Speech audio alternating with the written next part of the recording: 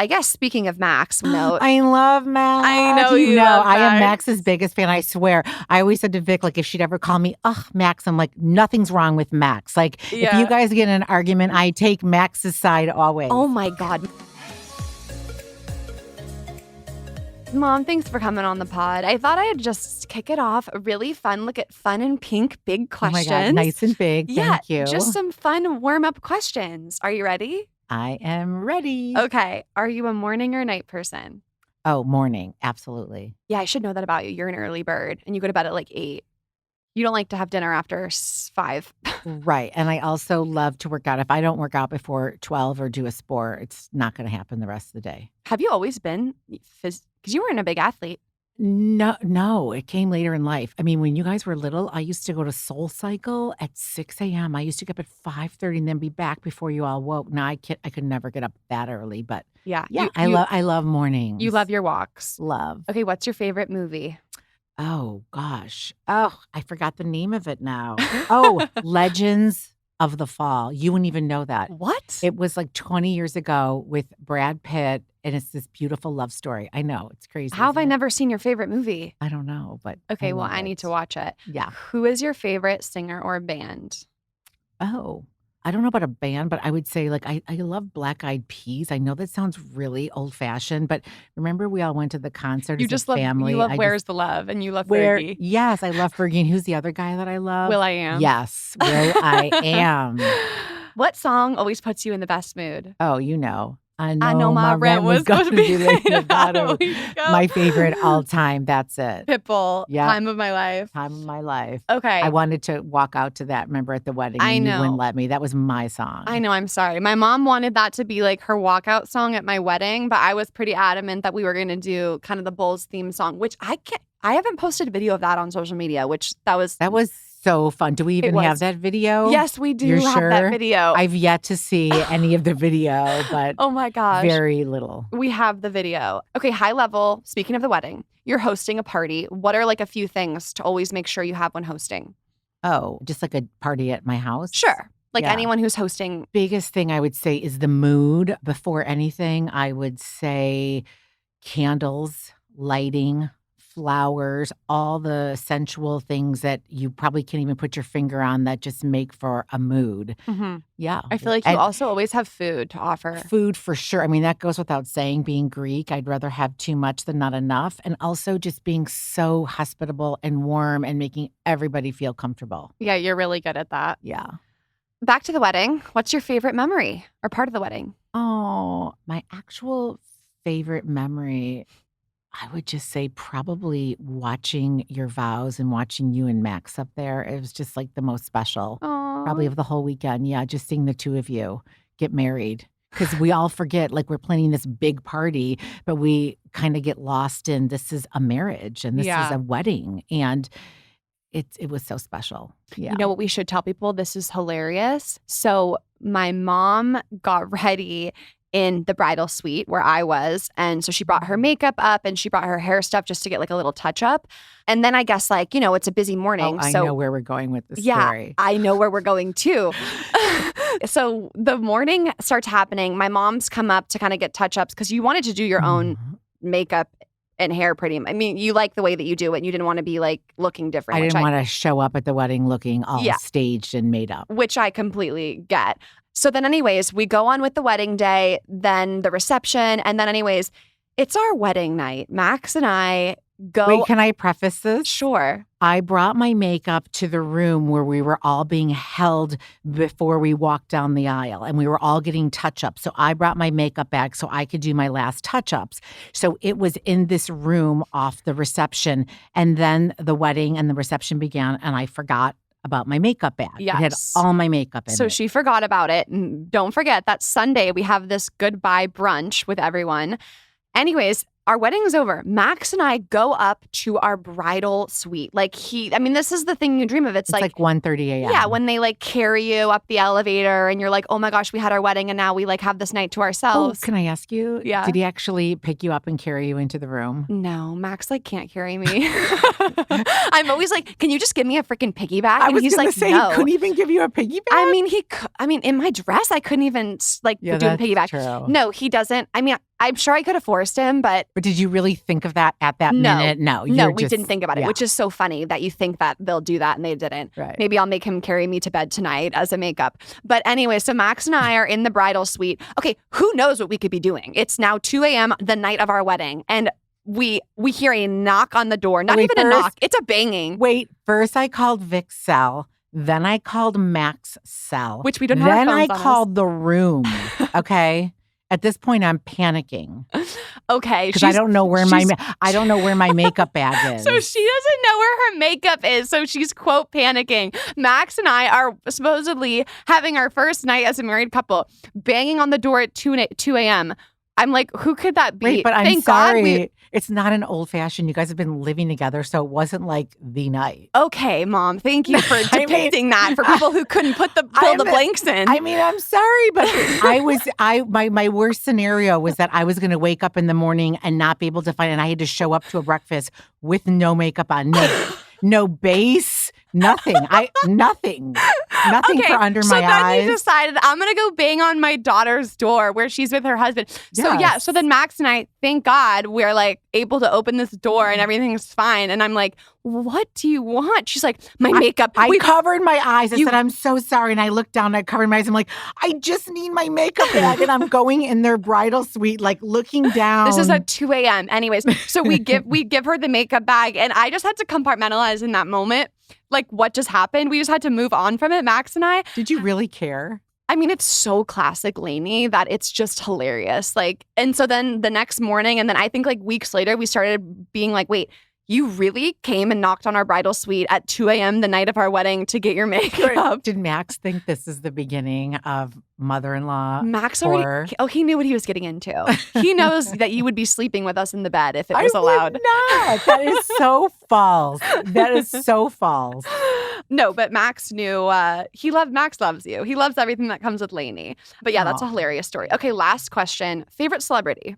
Oh, I have to say George Clooney. Yeah, why do you love him so much? Not obvious reasons, I used to have the hugest crush on him when he was in ER. I mean, he was like, everybody gets like a pass. Like, he is my pass. Dad, every one of my friends knows how crazy I am. When I finally got the opportunity to meet him, he just exceeded all my expectations. He was such a gentleman. He was so kind. He was so cool. And I just have so much respect for him. Which, another funny Lainie story. Do you want to tell them how you met him? Oh, God. Very quickly. Vic must have been like in middle school. I'm at her soccer game. I catch wind that he is at a nearby restaurant in Palo Alto. I have never missed a game, never left early. I look at all the moms. I hightailed it out of there. I'm like, tell Vic George Clooney is nearby. So I get in my car. She will understand, I period. call my two best friends, and I'm like, you guys have to meet me there. George Clooney is at this restaurant. Sure enough, he was there. It was the night of my dreams, and we got a picture together. That was kind of out of a movie.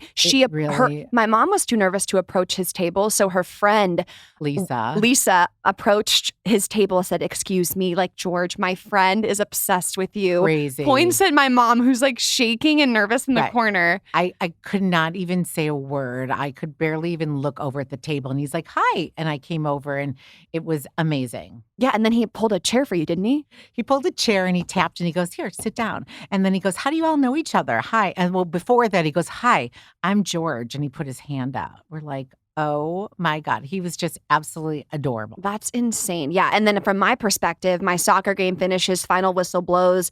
I'm just a young kid looking around for my mother. 12 years old. She's nowhere to be found. And then another mom comes up to me and is like, "Victoria, honey, I'm going to take you home." I was like, "Where's my mom?" And she said, She said something about George Clooney and that you'd understand. And she had to go.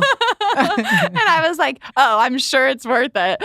So funny. And then final point of that story is my dad's name is George, and this is George Clooney. So my mom got a photo with George Clooney, and that year for Christmas, she sent out our family Christmas card, and then she sent out another Christmas card that said, like, my 30 best friends, just to the girls. That was a photo of her and George Clooney, and it said, "Merry Christmas, love, Lainie and George." And it said, "May all your dreams come true." And he had his arm around me, dying. Iconic. We're going to have to resurface the photo for everyone. Oh, yeah. They're going to want to see I have it. So fun. So speaking of little Vic, did you always know you wanted to have kids? Always knew I wanted to have kids, and I had to have a daughter. Like, I had to have a daughter because I'm so close to my mom. And my first child, I didn't really care either way because I knew I'd have more. And I really kind of just thought maybe 2 would be the perfect number. But so I really wanted a girl to be my second baby. And I had to know in the ultrasound. First one, I didn't ask. Second one, I had to know just because I had to prepare myself if it was another boy that I wouldn't be disappointed when the baby came out. It's funny because I feel the same way. Like, I want a girl so I bad. had to have a girl. Yeah. Aw. So when I knew it was you, my pregnancy, I was just so joyful. I just enjoyed and ate and just like I was just in a cloud of pink. Did you know what you wanted to name me? Well, I really didn't have much choice because my Greek mama, best yaya ever, made it very clear that we all had to name our kids after our grandparents. That was a tradition. And I always listened to my mother and followed what she told me to do. So my kids are all named after their grandparents. So you were either Victoria or Elizabeth. Why? Because the Greek isn't it? Because you were named after my mom, but because the Greek word, she's Vasiliki, I'm Vasiliki, and Vasiliki means like 6 different names, doesn't it? Yeah, it's weird. Vasiliki is Victoria, Veronica, and Vasiliki also can be Elizabeth, and it's cute. Like sometimes I think you're like a Lizzie. Like Victoria, I love is such a beautiful, elegant name, but you're just so sporty, and when you were on the field all the time in every sport, I was like, but you turned out to be Vic, but I could totally see you being a Lizzie. Like I see you as like a sportier name, but thanks, Mom. It's my name. But you've grown into Victoria now, but for many years. But the story, and no offense to anybody with the name Vicky, that was just not my. That's fine. You could say it. That was not my preference. And I just didn't love shortened names. Most of my kids' names, they never shortened. So when Victoria, I think, was in 2nd grade, all of a sudden they started calling her Vicky, and I never went into school to complain, or I was never that pain mother. But I did go into 2nd grade to the teacher. I said, nip this in the bud right now. I'm done. And I forgot her name. But anyway, she said, I agree. I couldn't agree. That's funny. Well, I'm glad you did that too, because I prefer not being Vicky. And one of my best high school friends is Vicky, and I love her. I can't imagine her being anything else, but you are not I know. a Vicky. It's true. It's like a totally independent name. Like a Vicky is a name. The same way Jonathan, my older brother, we call him Jonathan. I could not call him John. Like John feels like a different name. It doesn't feel like a shortened abbreviation. Right. You're Vic or V. And so people were actually curious too. So a lot of these questions, Mama, were from the Instagram people love you. Oh, I love them. They love you. Some of the questions were just like, how does it feel to be an icon walking? Those are the questions. Oh my gosh. Too sweet. But they were curious about career. Like, what jobs did you work? Did you know you always wanted to be a stay-at-home mom? Okay, I always knew I wanted to be a stay-at-home mom. I will never forget this memory. I was somewhere in grammar school, maybe 3rd, 4th, 5th grade, and the teacher's like, what do y'all want to be when you grow up? And everybody had these like huge aspirations, and I said, I want to be a mom. And I will never forget, it was a man, and he called me up and he said, Lanie, he said, I see this, and you said you want to be a mom, and that's great, but what else do you want to do? And I said, I want to be a mom. That's it. He said, but there's got to be something else. I kept saying, no, I want to be a mom.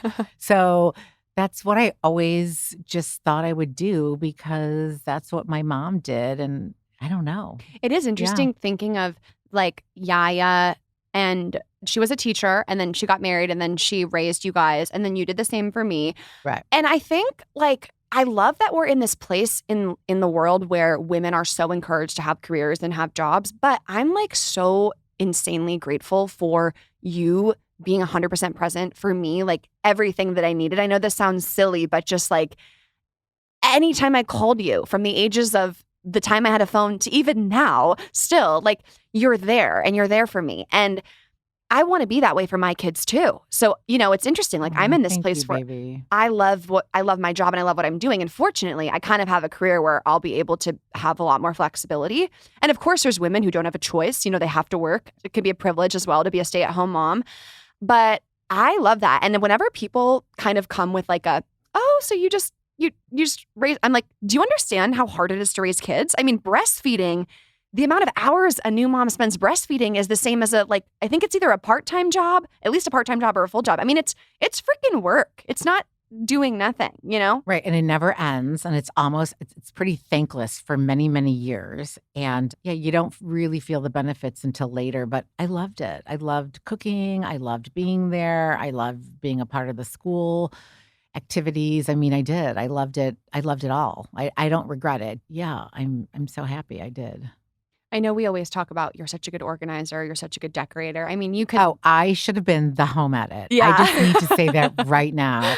Like, my favorite thing to do is just organize and like clean, not like everything in the refrigerator. Like, all the kids growing up would come over and they're like, her refrigerator. Like, I have to line up the ketchup, like the tallest to the shortest. Yeah. All the water And bottles you were have to be doing that turned before the facing. Kardashians made it trendy. Like, Yeah. you were very Oh, clean. you know, when I was little, I literally cleaned my room before my friends came over. I had little pink rugs and I would vacuum them and I would vacuum them backwards out of the room. And when my friends came over, I would tell them they couldn't walk on the rugs because I didn't want footprints. And I had all the little Madame Alexander dolls and I would dust them and I would clean my room once a week and then I would straighten it all the time. And I would clean the house for my mom. I loved it. Speaking of Yeister, love her. You know, I called her on the way here. You did? Yeah. Oh my gosh. She was all excited.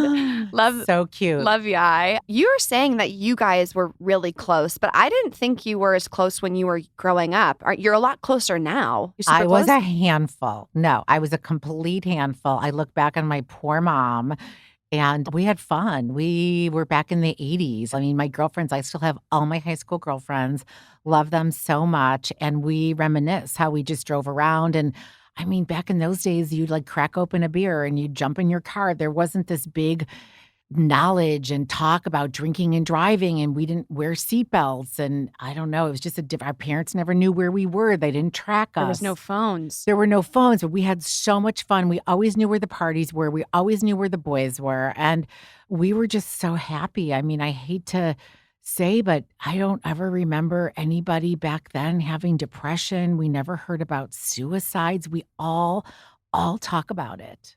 Yeah, I mean, that's something that you always would say to me when I was super stressed. I remember being so stressed about getting like an internship.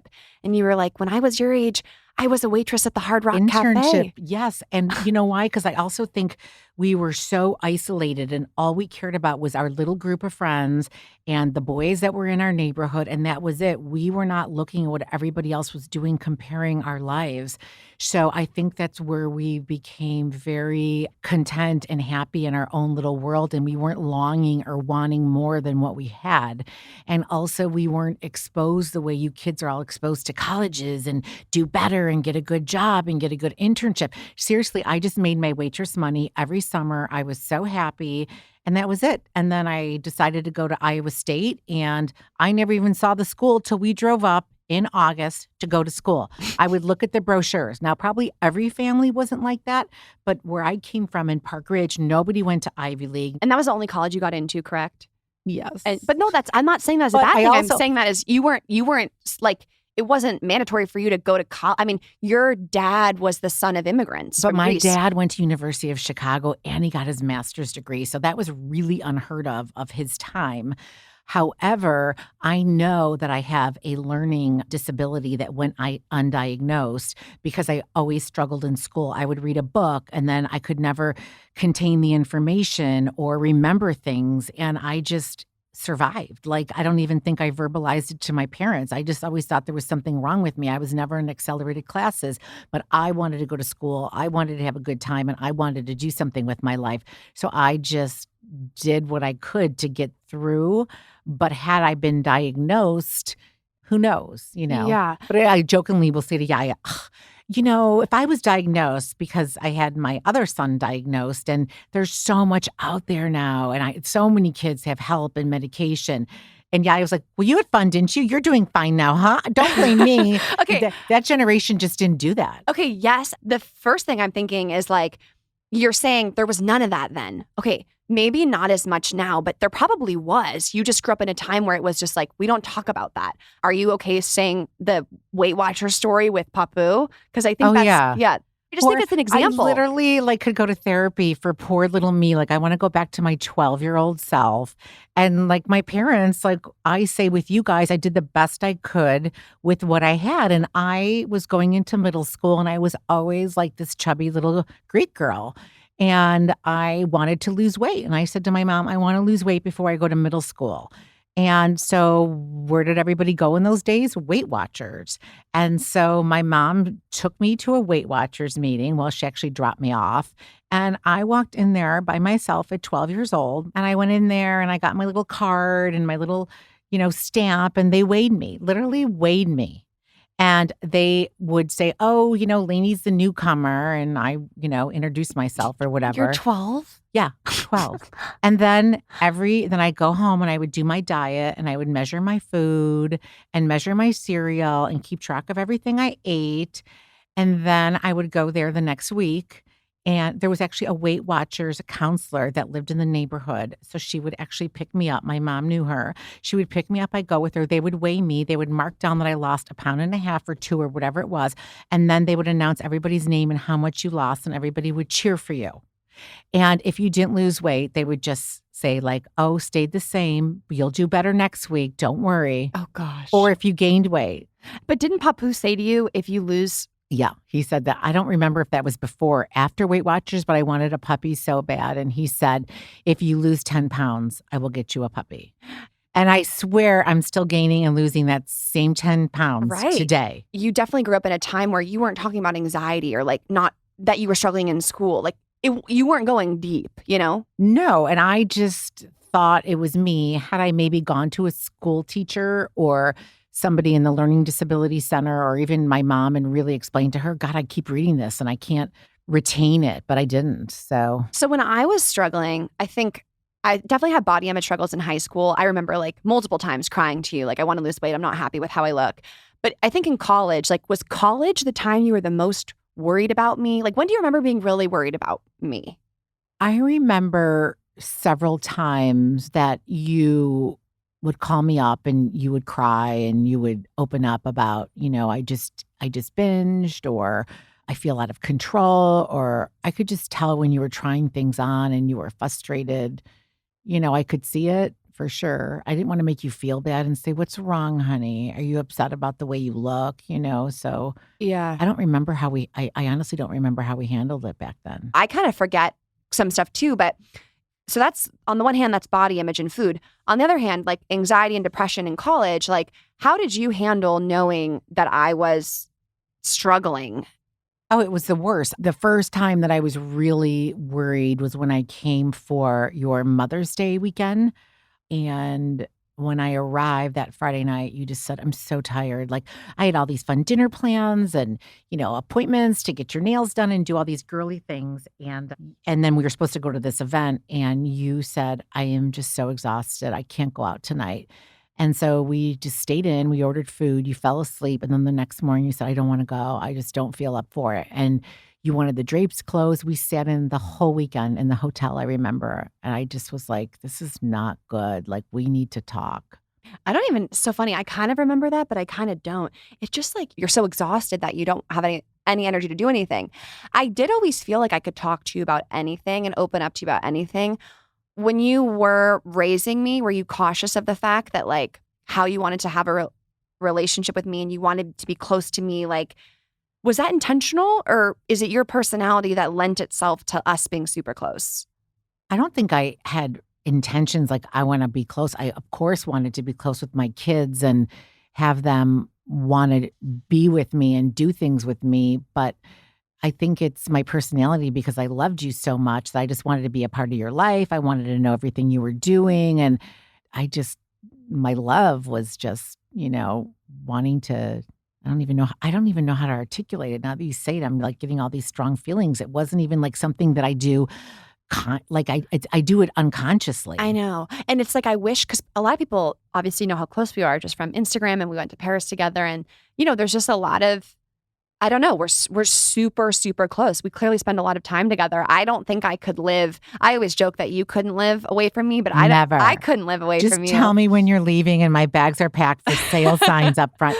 But I also have to attribute that to you because you've just been the most amazing daughter. You've also been the easiest to mother. I mean, so many of my friends had talked about their daughters going through these really hard times, and it's normal for girls to reject their moms or get snotty or, hold back information. And you were never like that. So my personality and your personality was just a wonderful mix for all love and closeness. I think that's super true. But I could have had a girl that rebelled against me and didn't like me. And I'd be like, what is wrong? Like, I'm the most loving, wonderful mom. I'm so open. And I just would have felt so rejected and misunderstood and not I would always be questioning, why me? Why? And I think that's a good point of like, there is a roll the dice on personality mesh. I just feel so lucky too. And of course I want to have that with my daughter, but once again, I can't predict. I pray that you get the sweetest daughter, that you're blessed with the same daughter that you are to me.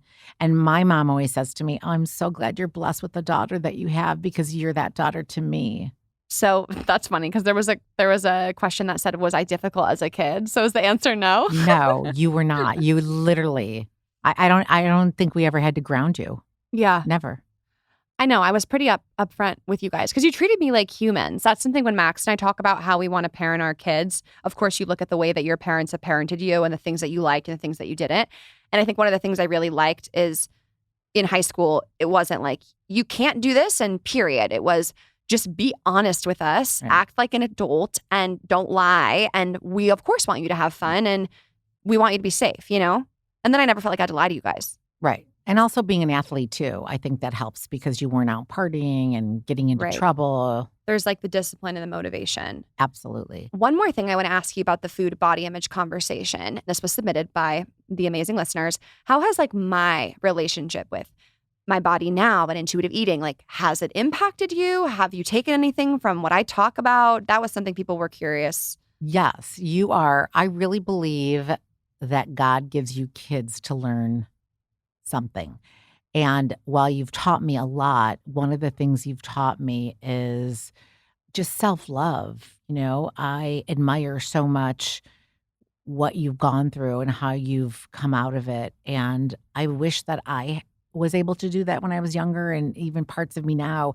My self-talk about body image is so ingrained because it's been in there for so long. My generation was so different that I really pick up on a lot of things you say and do.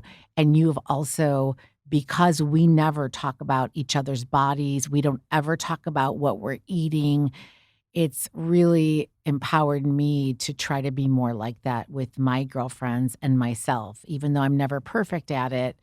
Yeah. I love that. And I just want to give you a big compliment as well. And it's not easy coming from how ingrained it was in you, but I feel like you're so there for me with like anything I'm learning or that I need. Even I think in this recent year, if I have boundaries or if I've done things that I'm like, I need this to protect my peace, like Boundaries. you hate I those. hate them. Because I don't want anyone to have boundaries with me. my mom wants to be smothered up next to me with no boundaries.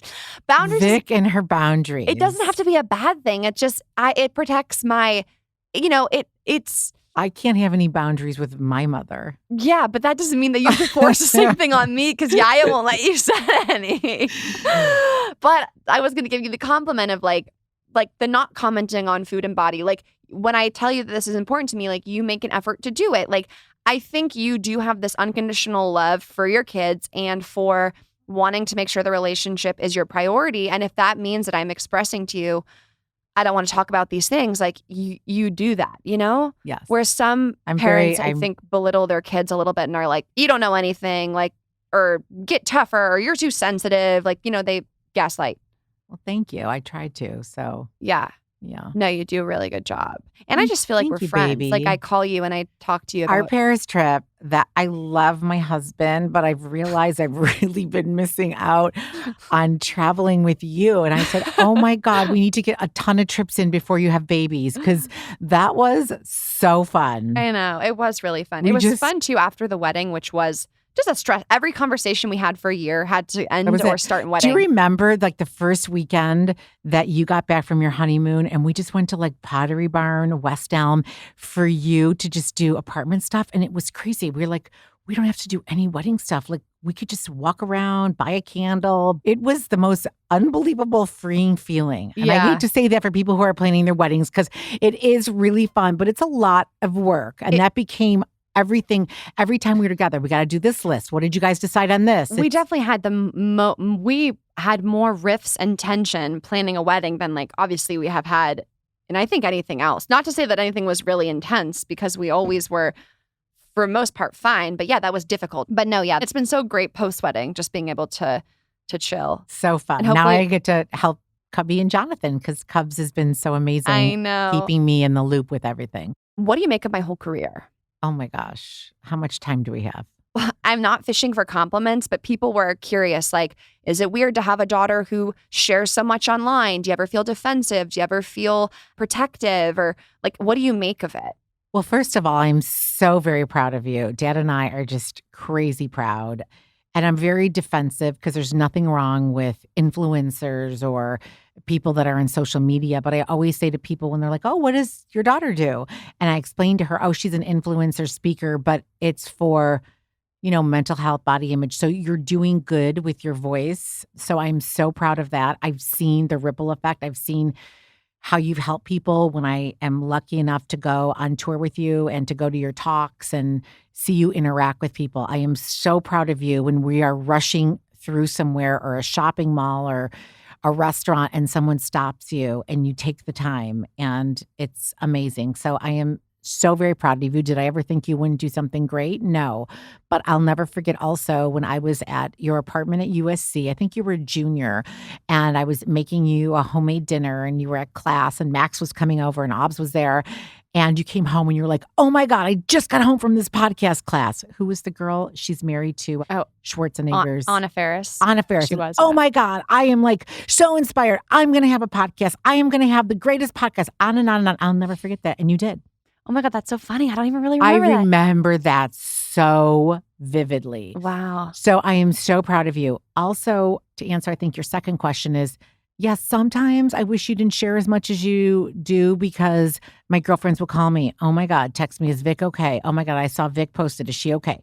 Now I think they don't call as much anymore. In the beginning, they were more worried. And then also I get worried because there are mornings, there are days sometimes I don't even connect with you till 2:00. Not because I don't want to, but because you're busy. Yeah. And I will go on social media and I will see that morning that you're down. And then I'll text you, oh my God, baby, are you okay? I'll come on. I'm fine. And then I'm left hanging, wondering what's going on because I am respecting your boundaries, or I know you're busy and you might have posted that at 8 and now it's 2 and you're fine. Yeah. I mean, that's the tough thing. And it's such a double-edged sword because I always have to remember like that I am leading with authenticity and the truth because I'm hoping to normalize and make someone across the internet feel better. But of course, like friends and family are going to reach out and be like, you're having a tough day, or can we talk? Or they'll call me. And I'm thinking like, on the one hand, I'm like, this is so sweet that you're reaching out. On the other hand, I'm like, don't worry about me. Like if it's Instagram, like you can just get desensitized to it because everyone has ups and downs. The difference is I'm just posting about every single one of them. But then when no one's reaching out, I don't know, it's so tough. But I do feel bad when your friends feel like they have to call you because I'm just depressed for the day. And sometimes I'm like, my friends have been online before I have, and they're like, is Vic okay? I'm like, oh God, what did she post now? And then I go on my stories and I look. But then the one like with the OB, even Yaya's like, does Kukla have to post that? I mean, her father-in-law is like watching all about her, period, and that she's going to the OB and she shows photos of her, the stirrups. I mean, sometimes I'm like, yeah, I don't know. That's where I have to just be like, but the amount of people who are so invested in that because they were on a birth control that didn't work for them, or they have PCOS, or they're also struggling to like take their progesterone to induce their period. Like, I'm posting for those people. I'm not posting for. Can you put like a little alert, like men or father-in-laws and brother-in-laws? This is a girly topic. Then they can just not watch. That's the thing for me where I do have to just. I wonder if they like watching because when you think about it, they're probably not exposed to You know that what's stuff. funny is like a lot of Max's friends watch like every single story I post. And I would think that they would put me on mute by now, but I'm like, maybe they're interested. Who knows? But I just have for on my side, I just have to think my platform is not for those family friends. It's for these other 1,000 girls, so that's kind of where I go. But no, I get that. And it is interesting because I think I walk this fine line of you're very protective and you value people earning the right to know you personally. Whereas I'm kind of like, everyone can know me personally. Right. I don't mind. I have fun with it and I love being a part of your world. But yeah. Yeah. On that note though, are you open to talking about not drinking? Sure. Okay, so you don't drink. How did that journey play out for you? Well, let's just say I had tons of fun growing up, I mean, I had so much fun growing up, and I don't know, I just all of a sudden realized like alcohol and me just do not mix, I it just affects me. Like I believe I have like an allergy. Like I get drunk off of 2 glasses. I don't have like a wooden leg. And I would find I'm not my best self when I would drink, or I would say things or do things that I wasn't always proud of the next day. So I just found that my life would be better and more authentic and less chaos if I didn't drink. And I, like, now at my age, I can't even imagine drinking. I feel better. Yeah. I'm super proud of you for that, because Thank you. one of the things about you as a person that I respect and admire, and like, I think when someone strings together action, you can't say much about it. You know, think about like sports, when someone's saying like, oh, you're not that good. And then someone puts up like 50 points. Like, yeah, they are. Like, there's nothing to say. And I think you always throughout life have had such self-awareness. You're so self-aware to be like, yeah, this doesn't work for me, so I'm going to make a change, and I'm going to make the change and like actually do it. Yeah. You know, you're such a doer, such a make it happen. And I always think of you when I want to make a decision in life. I'm like, well, every time my mom makes a decision, she finishes it, you know? Right. Yeah. Yeah, for sure. It was such a personal decision, and I'm just so happy. Yeah. I can't even imagine drinking now. I just feel great every morning. I feel great when I go to bed. And yeah.